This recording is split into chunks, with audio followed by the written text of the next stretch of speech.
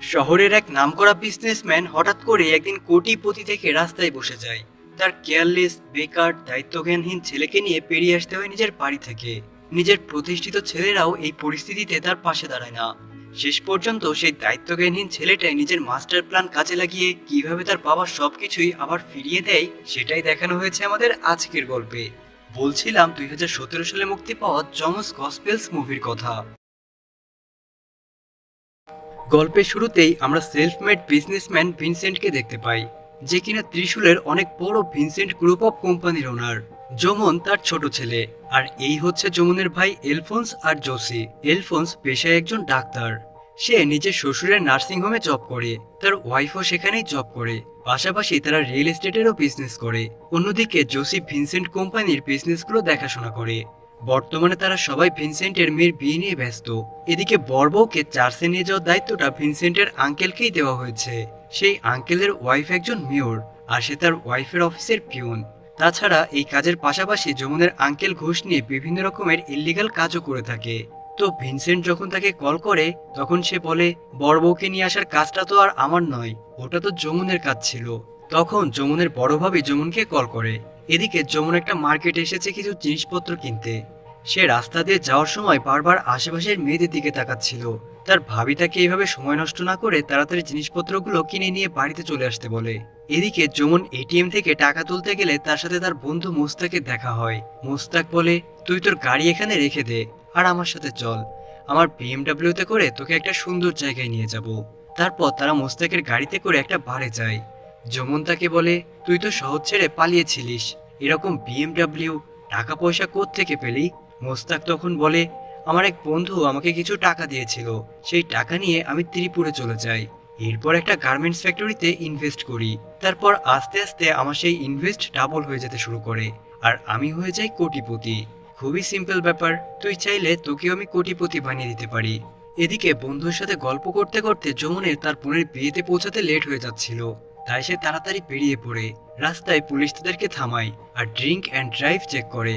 এরপর তাদের দুজনকেই থানায় নিয়ে যায়। এই সময়ের মধ্যে যমুনের বোনের বিয়ে হয়ে গিয়েছিল।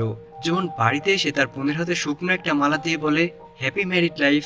তারপর সে তার বোন ও দুলাভাইয়ের সাথে সেলফি নেয়, কেননা বিয়েতে না থাকার কারণে বোন দুলাভাইয়ের সাথে তার কোনো ছবিই নেই। এদিকে বাইরে ভিনসেন্ট তার ছেলের এমন দায়িত্বজ্ঞানহীন কাজের জন্য রাগে দাঁড়িয়েছিল। তাই যমুন ভিনসেন্টকে একটা চুমু দিয়ে লাভ ইউ পাপা বলে পালিয়ে যায়। পরদিন যমুন বারান্দায় যখন গাড়ি পরিষ্কার করছিল, তখন তার ভাই এলফোন্স সেখানে এসে তাকে বলে, তুই এত জ্ঞানহীন কিভাবে হতে পারিস? বোনের বিয়েটাও এভাবে ভুলে গেলি? যমুন বলে, তুমি তো এমবিএ করেছো, কিন্তু এমবিএ করেও বাবা 70 লাখ টাকা উড়িয়ে দিয়েছো। আমি যদি অতগুলো টাকা পেতাম তাহলে একটা ভালো বিজনেস করতাম। সে সময় জোসিও সেখানে চলে আসে আর তার ছোট ভাইকে অ্যাডভাইস দিতে শুরু করে। তখন যমুনের বড় ভাবি তাকে বলে, আজকে বাচ্চাদের নিয়ে ভ্যাকসিন দিতে যাব। যমুন তখন বলে, আজ আমি একটু ব্যস্ত আছি। তার ভাবি তখন বলে, তুমি কি এমন রাজকার্য করতে যাচ্ছ শুনি? এদিকে বাড়ির সিকিউরিটি গার্ডও তখন সেখানে সে তাকে অ্যাডভাইস দিতে শুরু করে। তখন যমুন তার পোষা কুকুরটাকে বলে, তুই কেন চুপ করে আছিস? তুইও কিছু জ্ঞান দে। মজার ব্যাপার হলো কুকুরটাও নিজের মতো করে দুইবার ঘেউ ঘেউ করে ওঠে। এরপর যমুন আর তার বড় ভাবি বাচ্চাগুলোকে নার্সিং হোমে নিয়ে যায় ভ্যাকসিন দিতে। এই নার্সিং হোমেই এলফোন্স জব করে। যমুন এখানে তার ছোট ভাবির সাথে দেখা করে বাইরে বের হচ্ছিল। ঠিক সেই সময়ে এলফোন্সের শ্বশুর কিছু লোককে বলছিল, ভিনসেন্টের পরিবারের সবাই মোটামুটি কোনো না কোনো বিজনেসের সাথে জড়িত, কিন্তু এই যে যমুন, এর দ্বারা কিচ্ছু হবে না। এই অপমানটা যমুন নিতে না পেরে সেখান থেকে চলে যায়। এইরকম ভাবে সবার অ্যাডভাইস, জ্ঞান, অপমান শুনতে শুনতে তার জীবন কেটে যাচ্ছিল। অন্যদিকে দেখা যায় ভিনসেন্ট তার এক বন্ধুর সাথে গাড়িতে করে কোথাও একটা যাচ্ছে।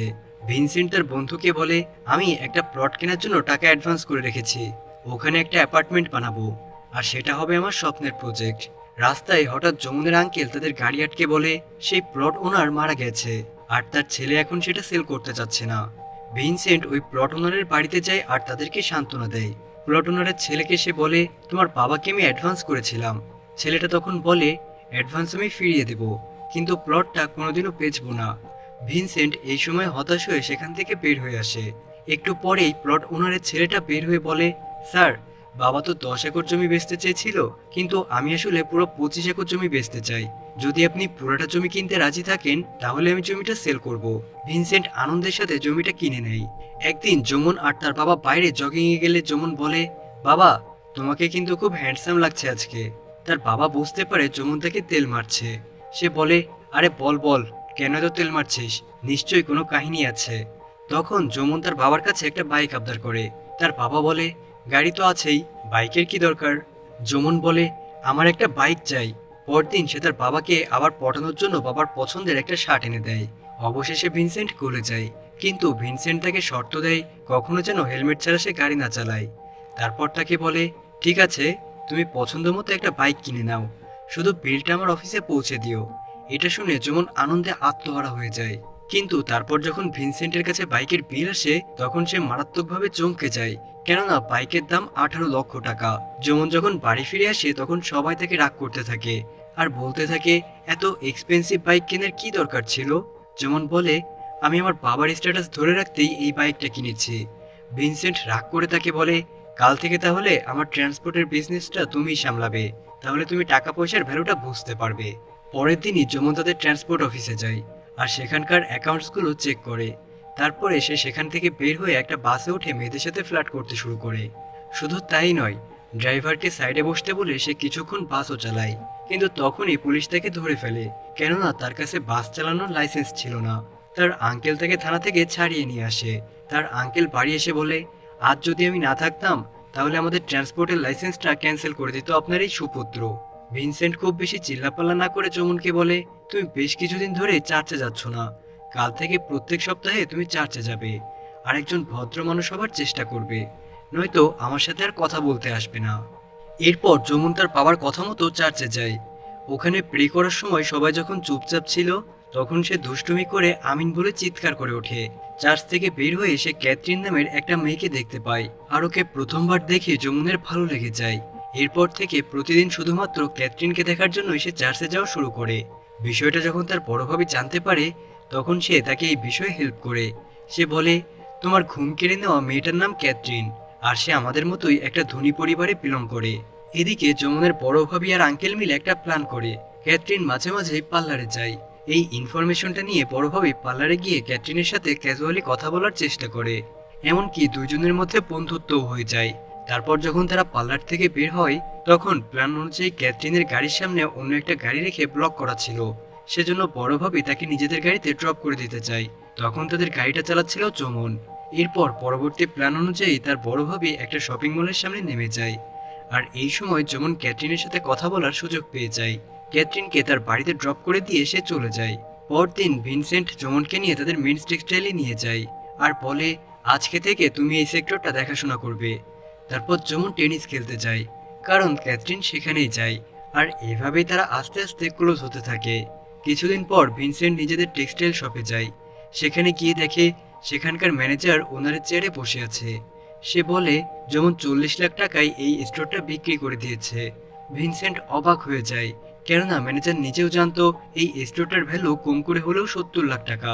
তা সত্ত্বেও সেই স্টোরটাকে কম টাকায় কিনে ভিনসেন্টকে ধোকা দিয়েছে। ভিনসেন্ট অনেক কষ্ট পায় আর সেখান থেকে চলে আসে। তারপর সে তার কনস্ট্রাকশন সাইটে যায়। সেখানে গিয়ে দেখে কোর্টের অর্ডারে কাজ আটকে আছে, কারণ বিল্ডারের কাছে কোনো ক্লিয়ারেন্স সার্টিফিকেট ছিল না। এইভাবে একই দিনে ভিনসেন্ট দ্বিতীয়বারের মতো ধাক্কা খায়। সে তার বন্ধুকে বলে, এটা আমার স্বপ্নের প্রজেক্ট ছিল, এটা কমপ্লিট করার জন্য আমি একজনের কাছ থেকে লোন নিয়েছিলাম। আমি ওই সময় এতটাই কনফিডেন্স ছিলাম যে টাকা লোন নেওয়ার জন্য আমি আমার প্রপার্টি বিজনেস সব তার নামেই করে দিয়েছি। এই কথা শুনে তার বন্ধু অনেক রেগে যায়। সে বলে, এরকম পাগলামি কেউ করে? এরপর অ্যাপার্টমেন্ট যারা যারা কিনেছিল তারা পরদিনই ভিনসেন্টের অফিসে এসে হামলা করে আর উল্টাপাল্টা কথা বলতে শুরু করে। পুলিশ ভিনসেন্টকে অ্যারেস্ট করতে চলে আসে। তখন ভিনসেন্টের বন্ধু বলে, আসলে প্লটটা আমার নামে কেনা হয়েছিল, সুতরাং আপনারা আমাকে অ্যারেস্ট করতে পারেন। আর এইভাবেই তার বন্ধু ভিনসেন্টকে বাঁচায়। ভিনসেন্ট গ্রুপ অফ কোম্পানি সিজ করা হয়। এদিকে যার কাছ থেকে লোন নিয়েছিল সে এসে বলে, এক সপ্তাহের মধ্যে আপনাদের এই বাড়িটা খালি করতে হবে। এসব নিয়ে তাদের পরিবারের মধ্যেও ঝামেলা সৃষ্টি হয়। ভিনসেন্টের দুই ছেলের কাছে আলাদা বিজনেস এবং বাড়ি রয়েছে, তাই ভিনসেন্ট বলে, তোমরা তোমাদের বাড়িতে যাও, আমি আর যমুন কোনোভাবে ম্যানেজ করে নেব। এরপর যমুন আসে আর বলে, আমরা আবার টাকা পয়সা ইনকাম করব, তুমি আমার সাথে তিরিপুর চলো। ভিনসেন্ট প্রথমে তার উপর রাগ করে, কেননা সে ভুলভাল খরচ করে টাকা উড়িয়ে দিয়েছে। তবুও সে রাজি হয়ে যায়। যমুন তার বাবাকে নিয়ে মুস্তাকের সাথে দেখা করে। যমুন বলে, আমি বাইকটা বেচে দিয়েছি, আর সেই সাথে টেক্সটাইল শপের টাকাটা দিয়ে আমি আর মোস্তাক একটা গার্মেন্টসের বিজনেস শুরু করেছি। নিজের ছেলের মধ্যে হঠাৎ করে এমন পরিবর্তন লক্ষ্য করে ভিনসেন্ট অনেক খুশি হয়ে যায়। ভিনসেন্টের মনে হয় সে সবকিছুই আবার আগের মতো করে ফেলতে পারবে। এভাবেই তাদের জীবন চলতে থাকে। একদিন যমন অফিসে গিয়ে দেখে তার টেবিলে প্রচুর বিল পড়ে রয়েছে। সেগুলো দেখে যমন চমকে যায়। জানা যায় মোস্তাক বিজনেসের নামে অনেক খরচ করে যাচ্ছিল। অর্ডার নেওয়ার জন্য সে যেখানে যেখানে যেত সেখানে লাক্সারি হোটেল ছাড়া থাকতো না, আর খুব কস্টলি গাড়ি ভাড়া নিত। এখন এই ভারী ভারী বিলের কারণেই তাদের এই ছোট্ট বিজনেসটা বন্ধ হয়ে যেতে চলেছে। যমন এবার এতটাই ক্ষেপে যায় যে মোস্তাককে মারতে চলে যায়। মারতে মারতে সে বলে, তুই আমার জীবনটাই বরবাদ করে দিলি। মোস্তাক বলে, ভাই আমি তোকে সবকিছুই বলতাম। যমন আরো রেগে যায়, কিন্তু সে আর কিছু না বলে চলে আসে। বাড়িতে এসে সে তার বাবাকে কিছুই জানায় না। তারপর একদিন সে তার ভাইদের কাছ থেকে সাহায্য চাওয়ার জন্য যায়। তখন তার বড় ভাবি বলে, তুমি বাবাকে নিয়ে এখানে আসো, আমরা কিছু করার চেষ্টা করব। যমন বলে, আমি জানি তোমরা তার কাছ থেকে প্রতিটা সিগারেটের হিসেব চাইবে, তারপর একদিন তাকে কোনো বৃদ্ধাশ্রমে পাঠিয়ে দেবে। তোমাদের তো এই প্রপার্টির সাথে সম্পর্ক, তোমরা চিন্তা করো না, বাবা আমার সাথেই থাকবে। এই বলে যমন সেখান থেকে বের হয়ে যায়। তারপর সে ক্যাথরিনকে কল করে। ক্যাথরিন তাকে নিজের বাড়িতে ডাকে। প্রথমে যমন যেতে রাজি হয় না, কিন্তু ক্যাথরিন অনেক রিকোয়েস্ট করায় সে রাজি হয়ে যায়। তারপর সে ক্যাথরিনের বাড়িতে যায়। ক্যাথরিনের বাবা সেখানে বসে থাকলেও যমনের সাথে কোনো কথা না বলে নিজের মতো গেম খেলতে থাকে। এদিকে ক্যাথরিনের মা ক্যাথরিনকে ভেতরে নিয়ে গিয়ে বলে, এই ছেলেটাকে ভুলে যাও, এর পুরো পরিবার দেনায় ভুগছে, আর এই ছেলেটা শুধুমাত্র টাকার জন্যই তোমার পিছে পড়ে আছে। এইসব কথাগুলো যমন শুনে ফেলে। সে তখন উপরে গিয়ে বলে, হ্যাঁ আপনি একদমই ঠিক কথাই বলেছেন। তারপরে সে ক্যাথরিনকে আলাদা করে ডেকে বলে, এটাই সত্যি, আর এখন আমাদের ব্রেকআপ করে ফেলা দরকার। এটা বলে সে ওখান থেকে বের হয়ে যায়। যমন এরপর অনেকগুলো জায়গায় ইন্টারভিউ দেয়।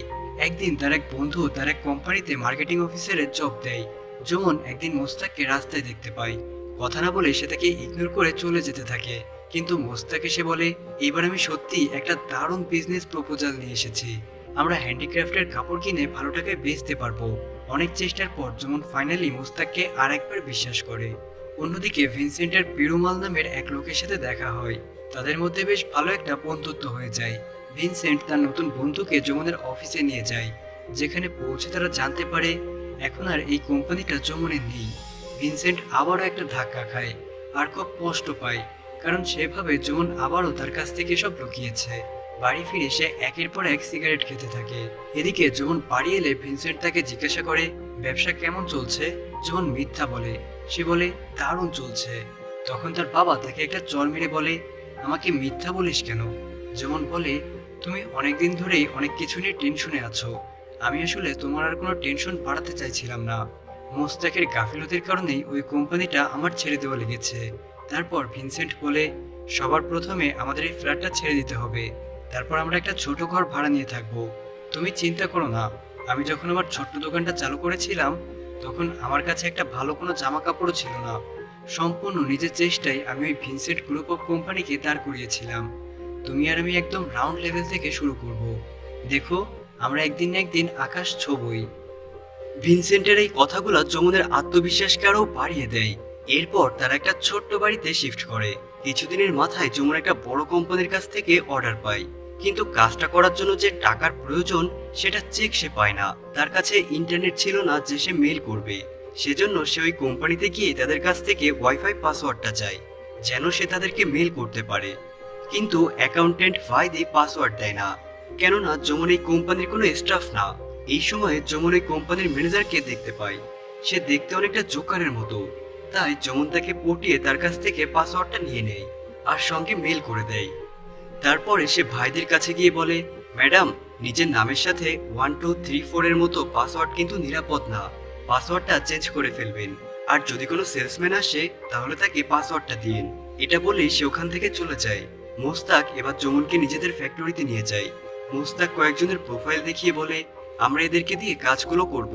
কিছুদিন পর যমুন আবার ভাইদের কোম্পানিতে গিয়ে নতুন অর্ডার চাই। ভাইদি বলে, কোম্পানি আপনাদেরকে অর্ডার দিতে চায় না, আপনি আসতে পারেন। তখন যমুন বলে, অর্ডার লাগবে না, কিন্তু তুমি কি একটু হাসতে পারো না? তার কথা শুনে ভাইদি হেসে ফেলে। পরদিন যমুন কিছু কাপড় নিয়ে অন্য শহরে ডেলিভারি করতে যাচ্ছিল। এই ভাইদিও সেখানে আসে, আর দুজন একই বাসে ট্রাভেল করে। কথা বলতে বলতে যমন কখন যে ঘুমিয়ে পড়েছিল সে তার নিজেও জানে না। তার যখন ঘুম ভাঙে তখন সে দেখে বাসে কেউই নেই। সে দেখতে পায় বাসের ড্রাইভার বাস থামিয়ে মদ খাচ্ছে। সবাই মোটামুটি ড্রাইভারের উপর চিল্লাচ্ছিল। তখন যমন ড্রাইভারের কাছ থেকে চাবিটা নেয় আর বাসটা ড্রাইভ করতে শুরু করে, আর প্রত্যেককে একদম সেফলি অন্য শহরে নিয়ে গিয়ে পৌঁছে দেয়। তার এমন কর্মকাণ্ডে ভাইদি অনেকটা ইমপ্রেস হয়ে যায়। এরপর দেখা যায় যমন আরো কিছু কাপড় নিয়ে বাসের জন্য ওয়েট করছে। সেই সময়ে পেটুলাল নামের ওই লোকটা তার পাশ দিয়ে যাচ্ছিল। সে যমনকে বলে, বাস আবার কালকে সকালে আসবে, তুমি চাইলে আমার বাড়ির উঠানে আজকের রাতটা থেকে যেতে পারো। এটা বলেই সে যমনকে তার নিজের সাথে বাড়িতে নিয়ে যায় আর নিজের মেয়ের সাথে পরিচয় করিয়ে দেয়। আর তার মেয়ে ছিল ভাইদি। রাতের দিকে ভাইদি যমনকে একটা চাদর এনে দেয়। তারপর তারা দুইজন বেশ কিছুক্ষণ গল্প করে। দুজনের মধ্যে ভালো একটা বন্ধুত্ব হয়ে যায়। এরপর থেকে ভাইদিও যমনকে তার ব্যবসায় সাহায্য শুরু করে। যমন একদিন ভাইদিকে শেয়ারের কিছু টাকা দেয়।